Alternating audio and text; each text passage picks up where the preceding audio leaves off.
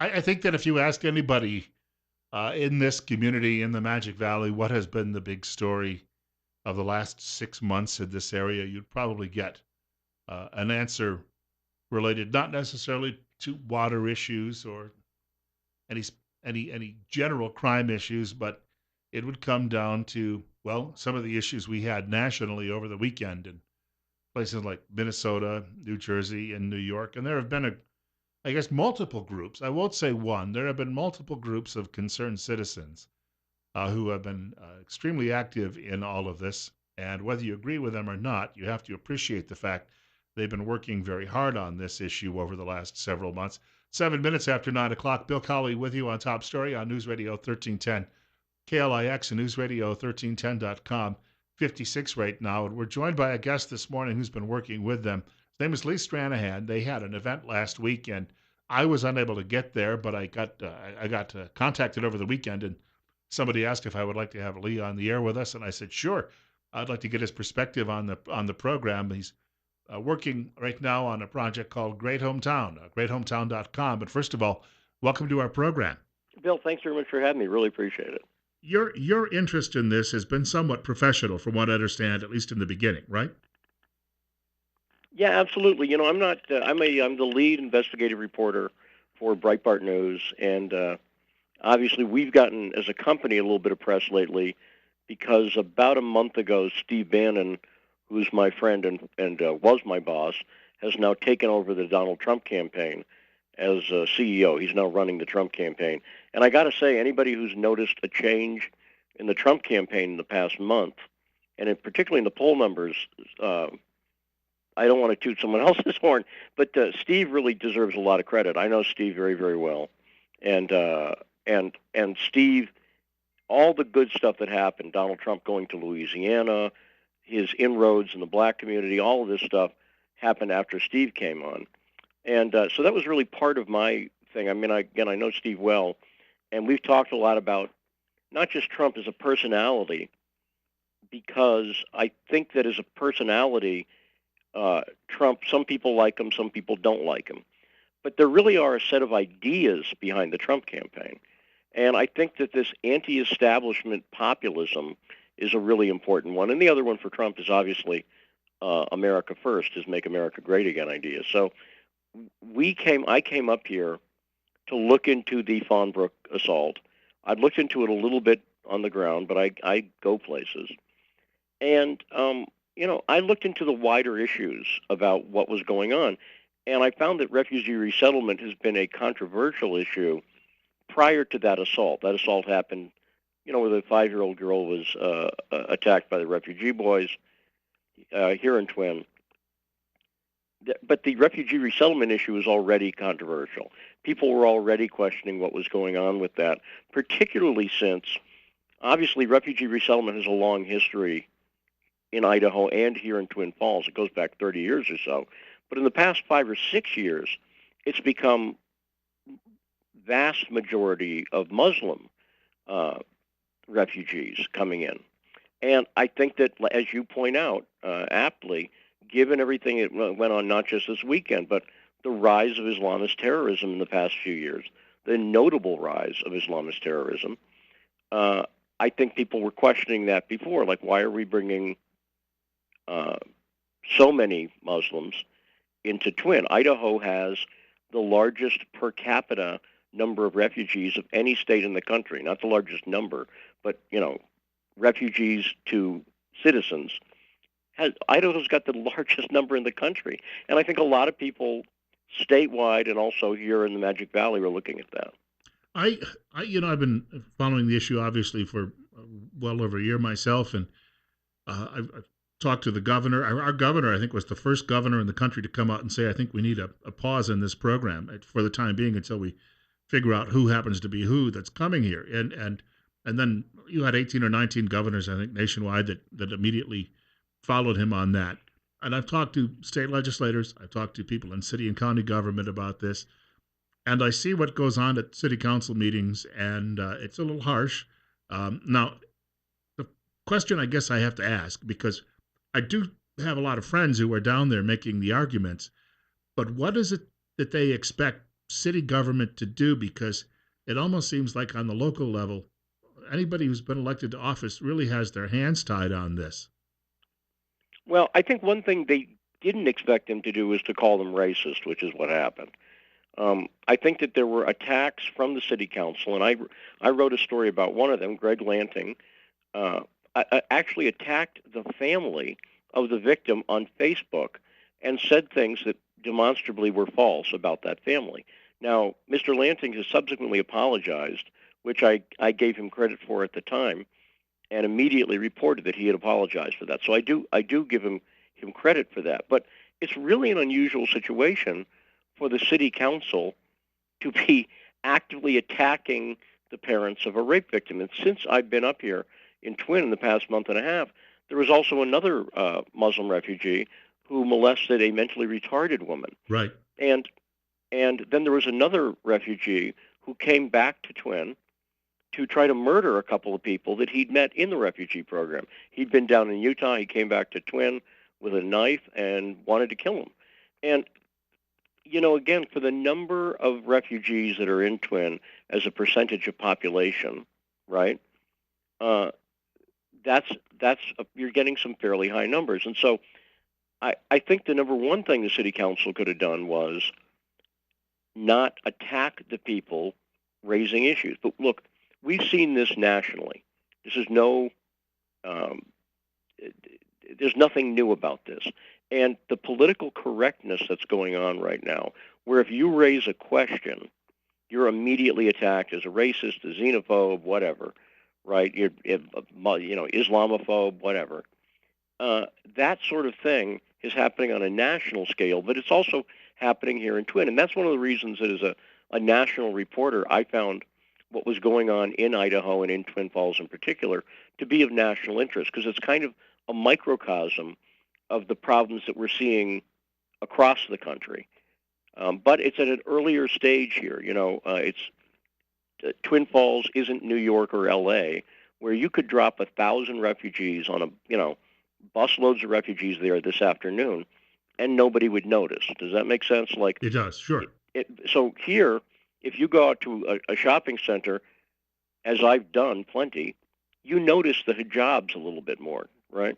Um, Even where I live currently, my wife and I are moving up to Twin from Dallas. My wife noticed this a few years ago. She's like, did I not notice women in hijabs and burqas before? Were they always around? Because she said in the past few years, I'm just seeing this like everywhere, and I think a lot of people have had that experience. But you're allowed to notice that because, and I'm not even saying, and it's bad, just and it's interesting. It's interesting what's going on there, um, and so I think that that's part of it. So I have tried to simultaneously hold the city council's feet to the fire, have reasonable expectations for what they can and can't control. But you got to understand that they're tied. I mean, you understand. I'm not telling you anything you don't know here, Bill. The city council is tied to CSI, which is where the major refugee resettlement comes from, which, by the way, is unusual.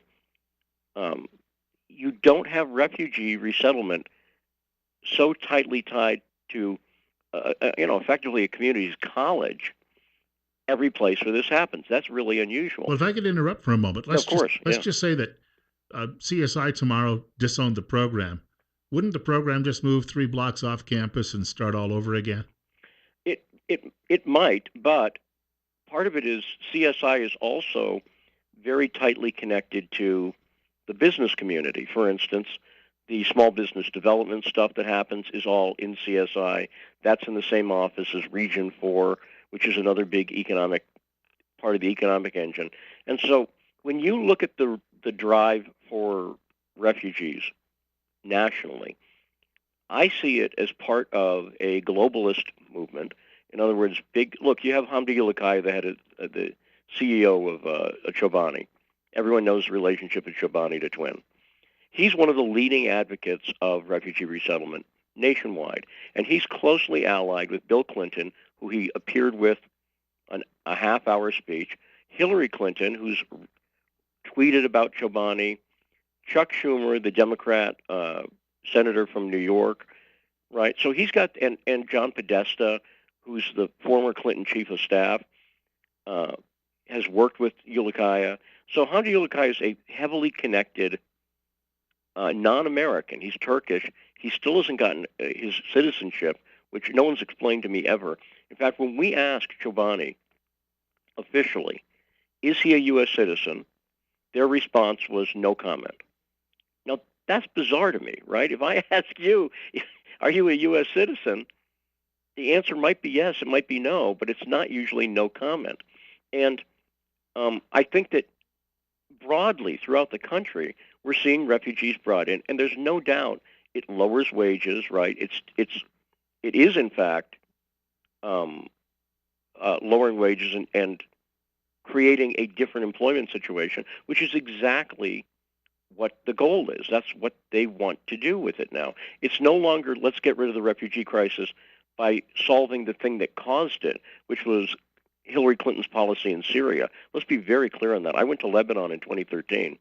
I was talking about ISIS a few months before anybody in the U.S. And it was obvious when you went over there and talked to people that the Clinton-Obama policy was not only getting Christians killed in Syria, and I reported on that at the time, but not only that, it was creating this massive refugee crisis that I documented back in 2013. And I said back in 2013, this is coming to America. It has to. There's too many refugees. So the solution would be stop this stupid policy that's supporting Islamists in Syria. But instead, it's just like, well, you deal with it. You just deal with them. Here's the refugees. You deal with them without actually dealing with the root cause of the problem. Our guest is Lee Stranahan. He's joining us this morning. And of course, that website that's set up for this, for people to learn more, greathometown.com, right? Greathometown, all one word.com.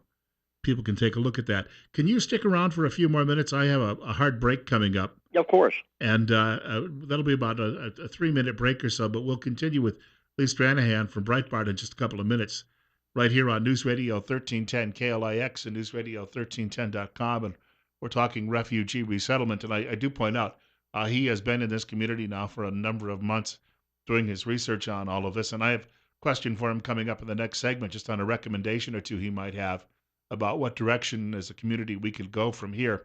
In the meantime, 56 on our way perhaps into the 70s today, and then some cooler weather ahead for the next couple of days. It's 20 minutes after 9 o'clock.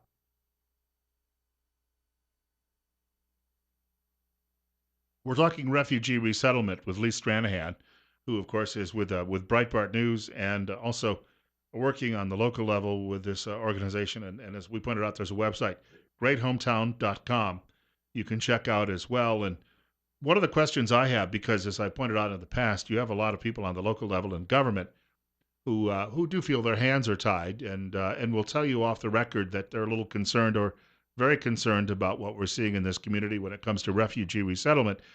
It's only in the last couple of days we've seen a lot of activity going on Capitol Hill, and of course the election of Donald Trump would be what would really bring all of this to an end. But it also comes back to the question: what's the recommendation for people politically on the local level?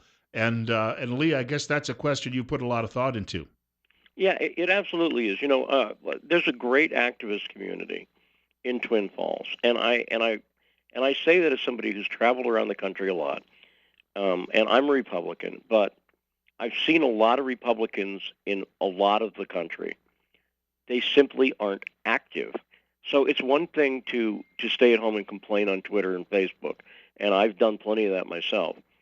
But one thing that the left is great at is actually doing stuff, doing petitions, doing protests, doing something, going to city council, showing up. So when I came here and I saw that there are people who are actually doing things, it was very impressive to me, and I told them that right away. Now, because nobody was born knowing how the political system really functions, you have to learn that through experience. In some cases, they didn't have the experience to know how to chalk up successes, and we're glad to get some perspective on how to do that.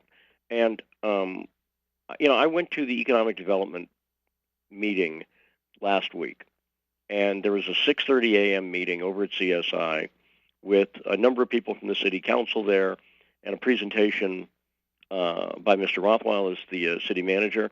And I'll tell you, the goals that they have for Twin Falls, the goals are actually good. They're aware that Twin Falls is losing young people, for instance.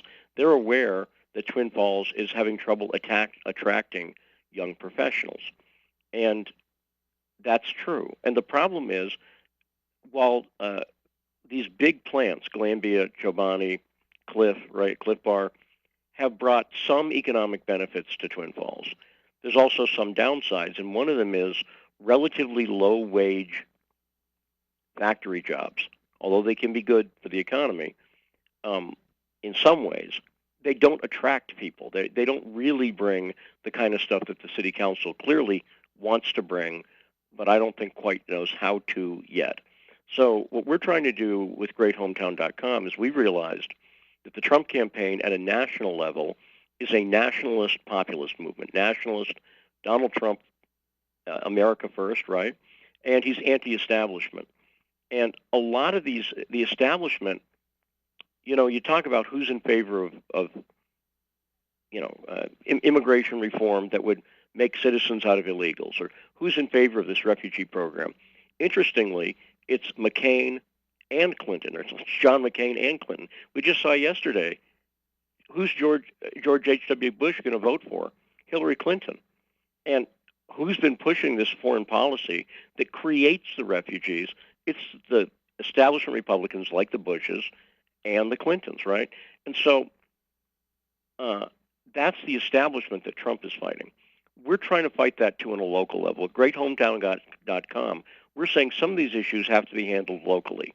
So, for instance, we had the head of the refugee program at CSI say in the Times News, say in the paper, after some articles that I had written, he said, well, companies don't even. I'd written about all the economic incentives to hire refugees for businesses, and the head of the refugee program said in the paper, well, we don't really need those economic incentives. Well, okay, that's a great point. And if you don't need them, let's get rid of them. Let's maybe put some effort into saying why not hire a veteran rather than a refugee? Because veterans, as we all know, do jobs. They've already proven they'll do jobs most Americans won't do. Sure. They'll get up at 5 in the morning, right? And they'll do the horrible stuff that our veterans are required to do. Just getting up and carrying a heavy pack, and you know, burning latrines in the middle of the Afghanistan desert. And so that's like one of the things we're going to start to put through legislatively here locally. Let's take the resources that are being put into refugees and put it in to the heroes that have already served this country. I'm going to have you hold that thought for a moment. Can you stick around? We may as well just take this till 10 o'clock this morning, and coming up on a break at 9:30. But if you've got time, Yeah, I sure do. I sure do. and then perhaps we can take some telephone calls too as well in the next half hour. But Lee Stranahan is our guest. He's, of course, with GreatHometown.com and also Breitbart News. It's 9:30. Bill Colley with you as well on KLIX. That's News Radio 1310 KLIX. And you can listen to us online at newsradio1310.com. It's 57. And we'll continue our conversation with Lee in just a few minutes.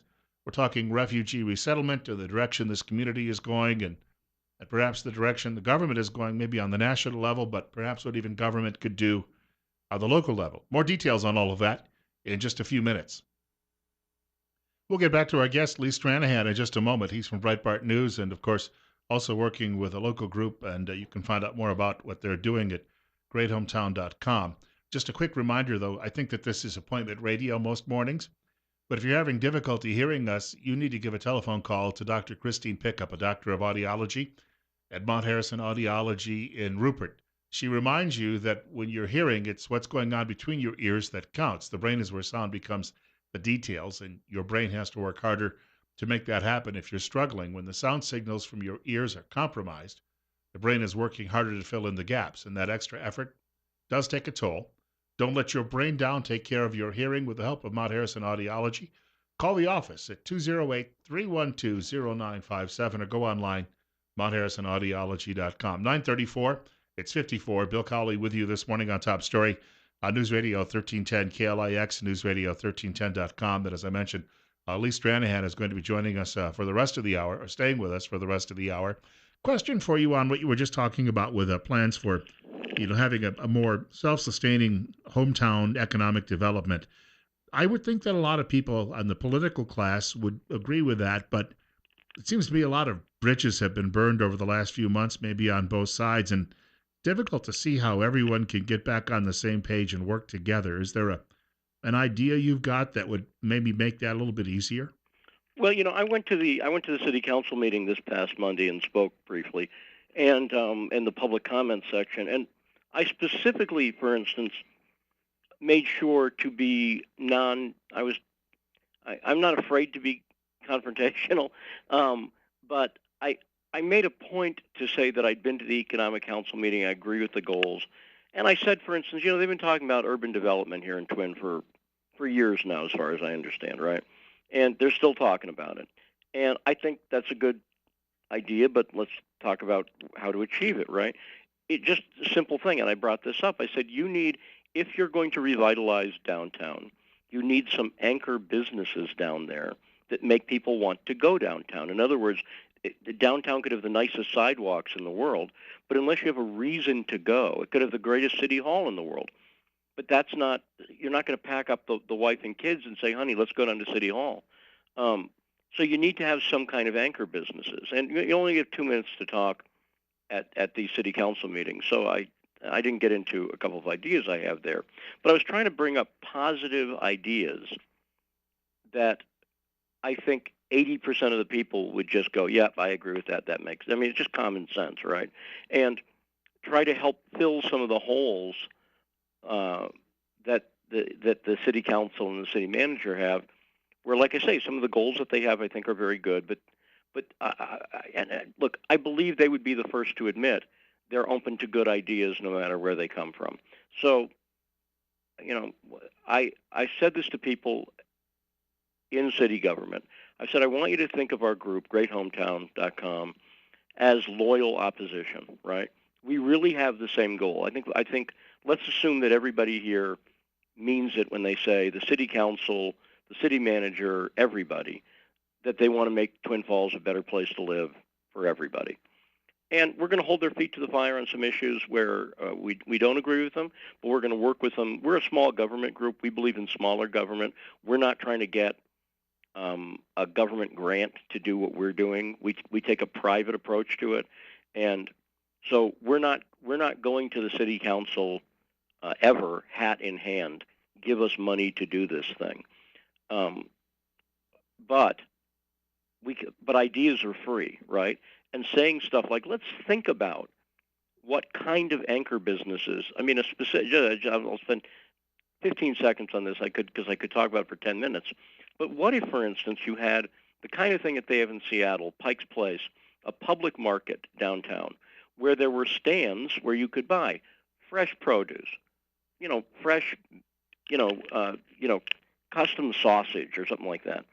Uh, and cut flowers and local craftspeople, right? Where you could rent a stall for a couple $100 a month, so local small business people could afford to have a stall there. And now you'd have an interesting place that people might want to go to. Now, again, that's the kind of idea that I think people. Again, maybe that's a bad idea. I don't know. Maybe it's a dumb idea, and maybe someone will say that's a dumb idea, but it sparked my thinking. Here's a better idea, right? And that's what the goal is really. So some of this has been to try to. Um, I don't want to say mend fences because I think the city council has been out of line in some areas. And as I say, Greg Lanting's already apologized for something that he did. But um, I think that there's a way to work together without actually trying to get money. That's a lot of people. This is the problem. The establishment, Republicans figured out there's a lot of money in government, and uh, so they'll preach free market economics on one hand, but really they've figured out how to make huge amounts of money through the government, and that's the thing that needs to stop both nationally and locally. Well, I believe in freedom. I believe in less government, and so hold we're. that thought for a moment. You betcha. We've got more coming up, and in the last quarter of the hour, what we'll do is we'll also try to take some of your telephone calls as well. Lee Stranahan joining us from Breitbart News this morning, and he's talking more expansively just beyond refugee resettlement and some of the ills that come along with that. But perhaps we can take a different approach in this community, and we might not necessarily need to be importing people from overseas if we had a good local labor force that didn't pack up and move away when it got out of school. Details ahead. We'll get back to our guest in just a moment. Lee Stranahan is with Breitbart News, and he's also now locally with Great Hometown. And you can find more details on that online on the web by going to greathometown.com. I do want to mention we're looking toward a couple of colder days coming up ahead with high temperatures only in the 50s the remainder of the week. And that cold winter weather coming in early means you have to test that furnace. If that furnace showing signs that it might need what you might call some maintenance, you got to give the pros a call at Ramsey Heating and Electric. The team at Ramsey's will come out. They'll make sure the job is done right. They'll make sure it's done right the first time. Problem-free, cozy winters found at Ramsey Heating and Electric, 2600 Overland Avenue in Burley. The telephone number, 678-0459. Ramsey Heating and Electric, where they sell warm winters and cool summers. 944. And Lee, we've had some folks who've been trying to get in touch with us throughout the hour. You don't mind taking a few calls now, do you? Of course not. Yeah, that'd be great. We'll go to the telephones. Caller, you're on the air with Lee Stranahan on KLIX. What's on your mind? Yes, I wanted to know why all these refugees are Muslim, seeing that there's a Holocaust going on for Jews and Christians in Syria and Iraq. Why don't we prioritize rescuing that population instead of Muslims? That's a good question, Lee. The fact of the matter is that only a handful of these refugees have been Christian that have been admitted to this country in the last couple of years. Well, that's exactly right. In fact, a recent news report said that less than 1% of the Syrian refugees that have come into the country are Christian. And this is one of the things I've been asking for a while, and you never hear about it in the media. It is well known at this point that Muslim countries, particularly that are in that region, Saudi Arabia, Qatar, United Arab Emirates, they have taken in basically no refugees. When the crisis started in Syria, Beirut took a huge number, so did Turkey, so did Jordan. But these other Muslim countries took none of them.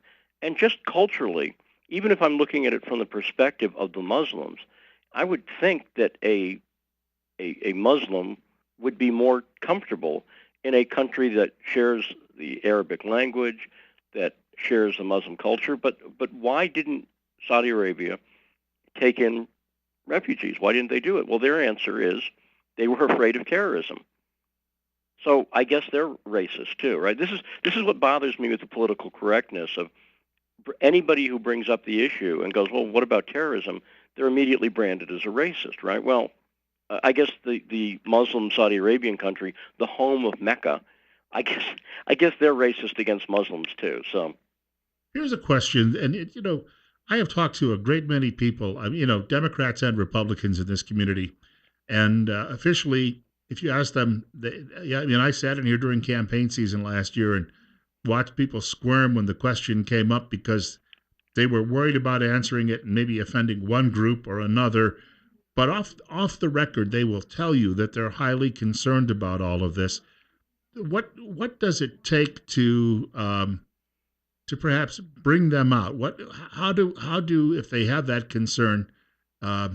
Because Donald Trump doesn't have any qualms about this. He says what's on his mind and he lets the chips fall where they may. How do we bring those politicians who are behind the scenes opposed to coming out and publicly say, this is a problem?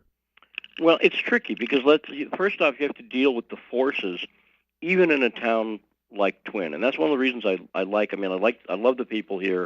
It's a beautiful country. That's why we're moving here.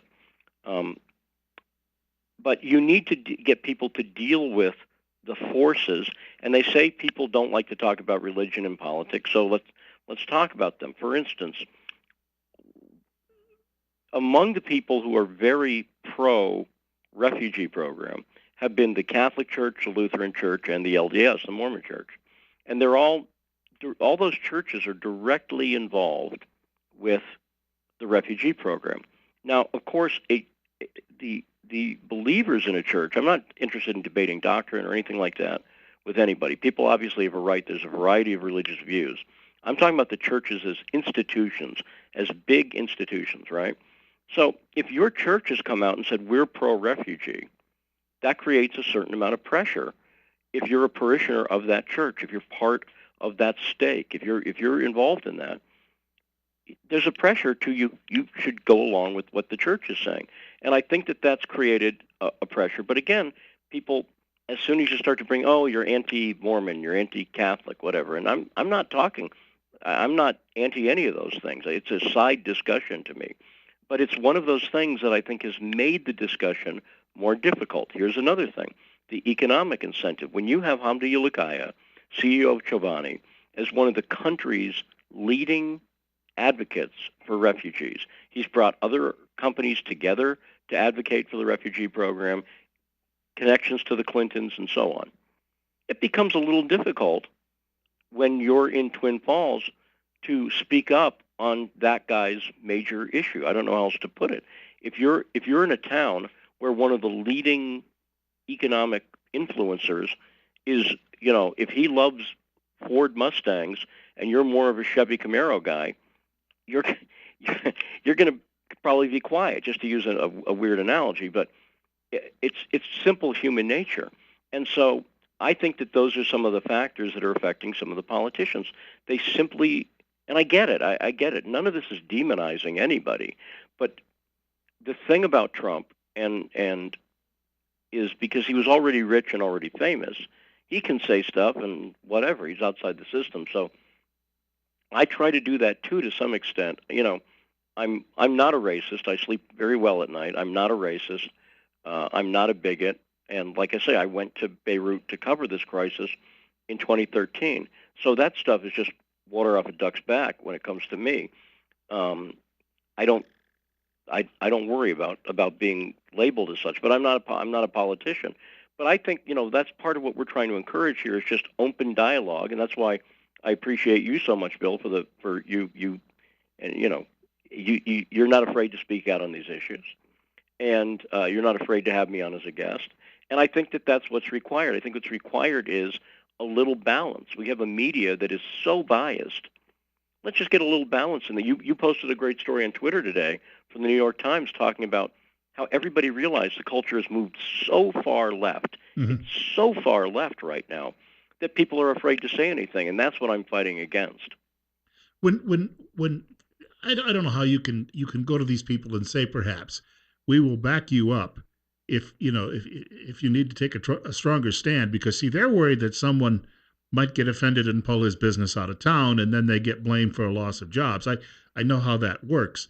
So they feel caught between a rock and a hard place. I don't know how you can better support them in that situation. Well, I think first off, you can raise the issues in a way that are productive. I don't know how else to put it. You can try to raise the issues in a way where you're going to get some wins. You're not just going to rack up a noble loss, if that makes sense. It's one thing to, at a certain point, beating your head against the wall isn't fun. And if you're beating your head against the wall, it's hard to say to other people, hey, come join me as I beat my head against the wall. If you're getting wins, if you're getting victories, and if you have a solution that's common sense and that cuts across all these issues, you can win. Just a simple example. When the head of the refugee program in town says that businesses don't really need the incentives, and he said that in the Times News article recently. When the head of the refugee program says that, I'm inclined to agree with him. Okay, you don't need the economic incentives. I read that in the paper. So there you go. Case closed, right? Now let's start to put some of those resources to the heroes that are in southern Idaho, the heroes that are in the Magic Valley, the men and women who served in the military, the vets. Let's give them some resources. Let's start a vet campaign. Let's not spend a dime more, but let's shift the resources from the refugees to the veterans. Now, you think if you propose that issue, who's going to come out against that? You see what I'm saying? Because they're already on the record saying they don't need the money. Okay, great. You don't need the money. I think some veterans will. And I think there's a very clear case for hiring veterans, which is these are men and women who've already proven they'll do jobs that quote-unquote Americans won't do. And if that's where we push the issue, that kind of thing, I think we can really rack up some victories here. And God bless them, the activists who are here in Twin Falls and, from the area have been part of these aren't my ideas. I got to point that out. These are ideas that have come up through discussion with people who are veterans, let's say locally, and are saying, "Look, here's what the problem is." And the way we approach things at greathometown.com is to listen, and it should come bottom up, not top down. Inner city people in Detroit have problems too, and their solution isn't the same as Twin. But the solution broadly is exactly the same, which is stop the Democrat and Republican establishment who don't want to solve problems, they just want to perpetuate them.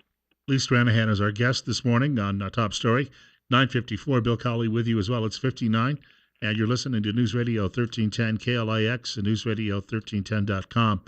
There has been, of course, some criticism that you mentioned that some of the comments made by members of the council have been harsh when it comes to allegations of racism and the like, but in turn, and this is where I've had a little bit of a break with some of this, is that I think some of the folks on the other side, they're not public relations professionals. I recognize that, but it seems to me that perhaps you get more flies with honey than with a fly swatter. Yeah, I think in some cases that's true. I think it's not a bad idea to have both, and I think that the people again, part of the reason that I'm moving my family up here, aside from the fact that for us personally, like we homeschool, for instance, Idaho's got great homeschool laws. So there's a lot of things that make sense. It's a beautiful country, and I like the pace of life here. But aside from that, is when I've gone out and broken bread with these people, when I've gone out and broken bread with the activist community, when I've hung out with them extensively, they're really good people, and who have great goals. That actually, the thing I began to see is their long-term goals are closer to the city council's goals than anybody right now can see, I think. Although I don't want to really say that, because when I went out with a couple of other activist friends of mine to this Economic Development Council meeting, they were like, that all sounds reasonable. Yeah, we're in favor of that. Now, again, I think part of the difference is how you achieve those goals. They want to do it. They're the government, so they're the government, right? That's what they do. We're trying to do it more privately. But I do think that they've gotten a bad rap. And I got to say, too, there's a power imbalance. When you have Wendy Olson, the U.S. attorney for Idaho, come out and talk about the Fawnbrook case and say stuff that can reasonably be interpreted as a suppression of their First Amendment rights, like don't spread rumors or you'll go to jail or something. I forget what she said, but she had to apologize for it. There's a power imbalance, right? Citizens don't have that power. So when the U.S. attorney, Wendy Olson, comes out and says something like that,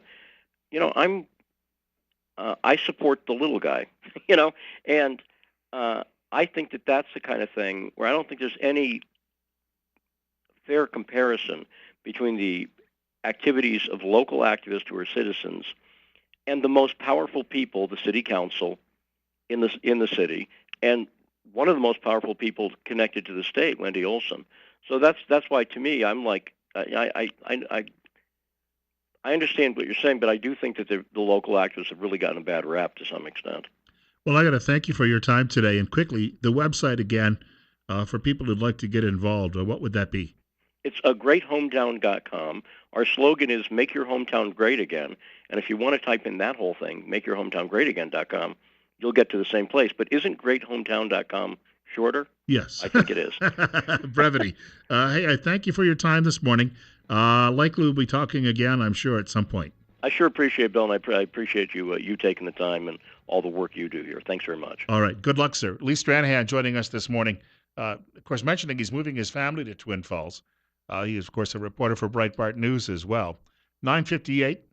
God willing, if the creek don't rise, they'll allow me to come back and do this all over again tomorrow morning. I do want to point out, Robin Brody is scheduled to join us tomorrow. She is a candidate for State Supreme Court. We had a chance to talk to her at the fair a couple of weeks ago. She's going to be joining us for a lengthier period tomorrow morning to talk about her campaign.